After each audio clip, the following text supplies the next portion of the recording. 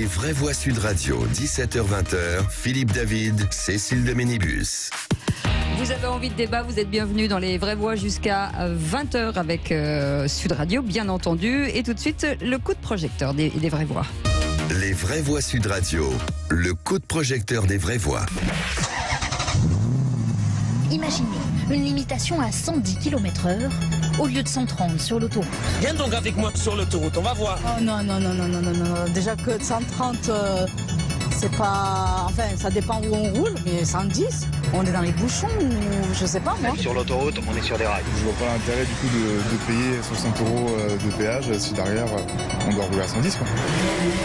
110, on va pouvoir se remaquiller, lire le journal, regarder la télé. Les gens feront tout sauf conduire. Mais allez-y doucement, non ? Bienvenue dans les vraies voix avec le coup de projecteur des VV, la Convention citoyenne pour le climat. Souvenez-vous, le 110 km/h avait déjà à l'époque crispé l'opinion publique. Et ben nous aussi, et un des co-signataires est avec nous, Jean Jouzel, climatologue, propose de réduire la vitesse de 20 km/h sur les autoroutes. Mais est-ce que vous êtes prêt à payer, vous, l'autoroute pour rouler à 110 km/h On va lui dire bonjour. Jean Jouzel, bonjour. Bonsoir. Bonsoir, oui, plutôt.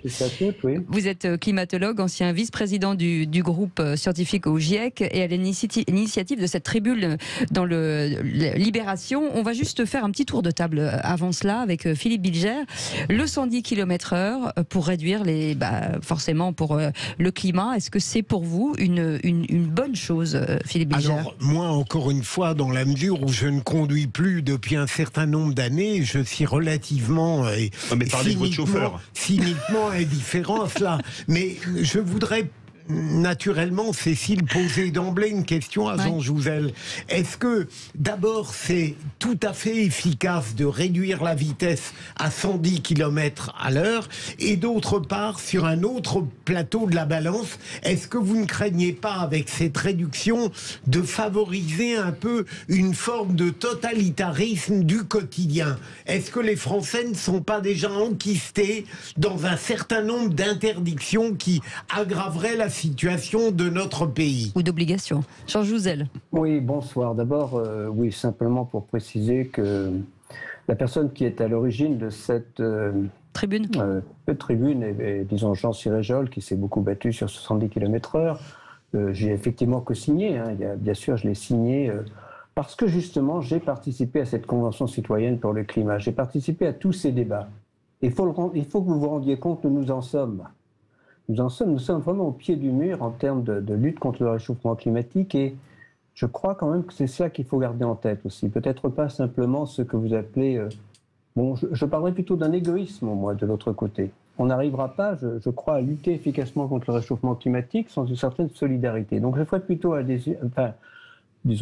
appel à des notions comme adhésion, solidarité, plutôt que les mots que vous avez évoqués. C'est tout simplement. Donc, comment fait-on adhérer une population, finalement, nos concitoyens, à des mesures qui vont dans le bon sens? Je rappelle simplement que, je vais prendre les chiffres de Madame Elisabeth Borne. Elle nous dit que, et elle a raison, que cette limitation à 110 km/h, diminuera les émissions à peu près de 20% sur les tronçons sur lesquels il s'applique. Il n'y a pas de 20% de l'ensemble, c'est évident. Il ne faut pas non plus, bien sûr. Donc, voilà qu'elle est recommandée par l'Agence internationale de l'énergie, qu'elle a été recommandée par l'OCDE au moment de la crise ukrainienne. C'est une mesure efficace, c'est très clair. Elle a d'autres avantages en termes, effectivement, je crois, de tranquillité de conduite. Vous avez raison de le dire, mais je crois que c'est quand même important.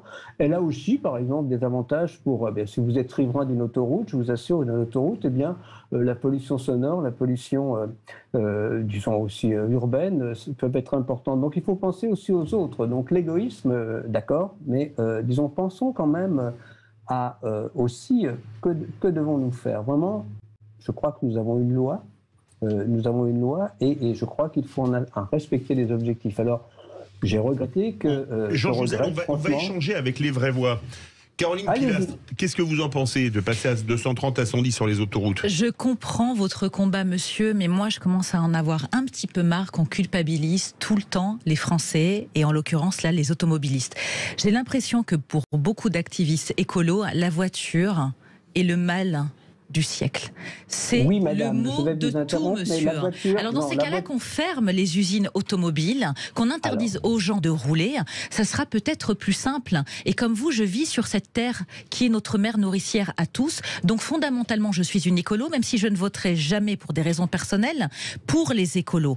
Donc moi, j'aimerais avoir un discours beaucoup plus clair, parce que j'ai la sensation qu'il y a beaucoup d'extrémisme depuis la sortie de la Covid, avec la culpabilisation, l'infantilisation qu'on veut également faire subir à beaucoup de Français. Je serai pour les 110 km, monsieur, en temps de pluie, par exemple, comme ça se passe, entre autres, dans des pays comme la Hongrie ou le Luxembourg. Mais je voudrais qu'on arrête sans arrêt de taper sur les automobilistes ou sur les Français qui ne feraient pas suffisamment pour l'écologie. J'aimerais aussi vous entendre sur les émissions de gaz à effet de serre des Chinois ou des Indiens, parce que le ciel appartient à tout le monde et qu'il n'y a pas de frontières. Je vais essayer de répondre. D'abord, bien sûr, vous savez, vous parlez de la Hongrie, mais il y a beaucoup de pays où c'est, disons en Angleterre, c'est à 110 km/h ou à 113. Aux États-Unis, ça ne pose pas de problème. Je dirais que dans ma Bretagne natale, où pratiquement nous n'avons que des 4 voies, il n'y a que 50 km d'autoroute à 130, nous vivons très bien. Donc il ne faut peut-être pas exagérer la noirceur de ce que vous nous faites. Ce n'est pas une contrainte, ce n'est pas, disons, je pense, je redis quand même que c'est aussi un esprit de solidarité, d'adhésion. Clairement, l'automobile, disons la mobilité, est responsable de 31% des émissions en France de gaz à effet de serre. Prenons les chiffres. La moitié de ces émissions, largement la moitié, sont liées à nos véhicules individuels. Ce sont les véhicules les plus lourds qui émettent le plus. Prenons les chiffres au lieu de dire responsabilisons les gens, disons informons au moins. Moi, je ne suis pas pour forcer, je suis au moins pour inciter. Et je regrette 2 choses de façon très claire, c'est que, nous n'ayons pas rappelé, personne n'a eu le courage de rappeler que la limitation, la diminution de vitesse, simplement d'inciter à la faire. Si vous ne voulez pas être contraint, ça ne me pose pas de problème, au moins de l'inciter. Voilà, donc c'est ça. Et puis ensuite, quand on parle de la Chine et de l'Inde, faisons notre part. Et notre part, c'est effectivement respecter l'esprit de la loi. Et la loi, je vous assure que nous n'atteindrons pas l'objectif affiché à horizon 2030 dans cette loi, moins 55%, si nous ne bougeons pas, et en particulier si nous ne faisons pas attention, si nous n'apportons pas une attention à nos émissions liées à la mobilité. C'est très clair, donc les chiffres sont là. Donc il ne faut peut-être pas quand même, disons, responsabilité n'est pas culpabiliser. Ensuite, l'automobile, effectivement, c'est un changement de modèle qu'il faut mettre en œuvre, je crois, disons, à la électrique, à l'hydrogène. Voilà, donc c'est tout à fait ce qu'il faut mettre. Ce n'est pas une culpabilisation, mais voilà, donc il ne faut pas non plus... Je veux dire, le fait que l'Inde et la Chine continuent à émettre ne doit pas nous empêcher d'essayer d'atteindre nos objectifs. Je crois que nous devons le faire.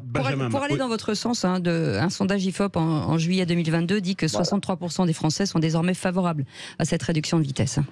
Benjamin Marr. Alors, bon, d'abord, si on est donc dans le domaine de la sobriété énergétique, moi, monsieur Philippe disait qu'il conduit plus depuis longtemps. Moi, j'ai pas le permis, voyez. Et en bon urbain, je me déplace en trottinette électrique, même si je sais qu'il y a beaucoup de soucis avec les batteries électriques, ça pose aussi un certain nombre de problèmes écologiques.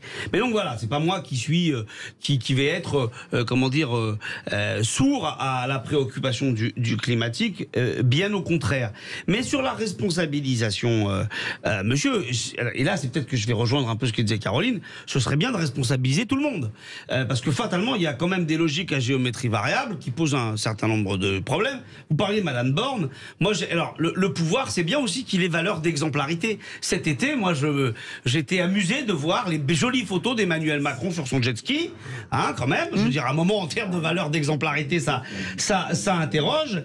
Et puis, sur la question de l'égoïsme à géométrie variable, moi aussi, j'aimerais bien qu'on nous parle un petit peu. Il y a eu quand même toute une polémique sur la question des jets privés. Voilà. J'ai trouvé Madame Borne extrêmement mesurée là-dessus. Donc, autrement dit, je pense que sur cette question-là, il faut avoir un petit peu de cohérence. Il y a en France, dans les territoires de la ruralité en particulier, des gens qui doivent forcément, et pas seulement, même dans les zones périurbaines, qui sont loin du lieu de travail, des gens qui ne peuvent aller travailler qu'en voiture. Et quand on connaît la politique de casse des services publics du transport, quand on connaît comment on a fermé, allez comparer quand même les cartes ferroviaires du 19e siècle avec les cartes ferroviaires aujourd'hui. Oui. Le nombre de lignes que l'on a fermées, ce sont les mêmes qui aujourd'hui nous disent « Ah mais oui, il faut effectivement effectivement, il faut arrêter avec le tout automobile, et ce sont les mêmes qui ont perpétué la casse du service public ferroviaire. Et autre chose, alors ça, monsieur, vous en parlez peu,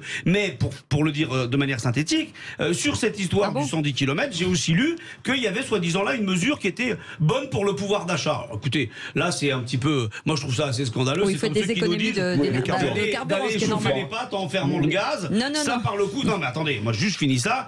Pour le pouvoir d'achat, ce qui est bon, c'est l'augmentation des salaires. Voilà. C'est surtout ça qui est bon pour le pouvoir d'achat. L'augmentation des salaires. Et on fait un tour au 0826 300 300 avec Guylaine. Allez-y, mais excusez-moi, parce que je suis en phase avec vous sur l'exemplarité, c'est très important de le dire. Et effectivement, l'intérêt de la mesure à 110, c'est que, normalement, disons bien sûr, il y a des excès de vitesse, ça touche tout le monde. Et c'est ça qui est important. C'est tout le problème, effectivement, vous avez raison, des jets privés. Donc, disons, on ne peut pas mettre une partie de la population en dehors. Je suis complètement en phase avec vous, et pour les trains aussi, ne vous inquiétez pas.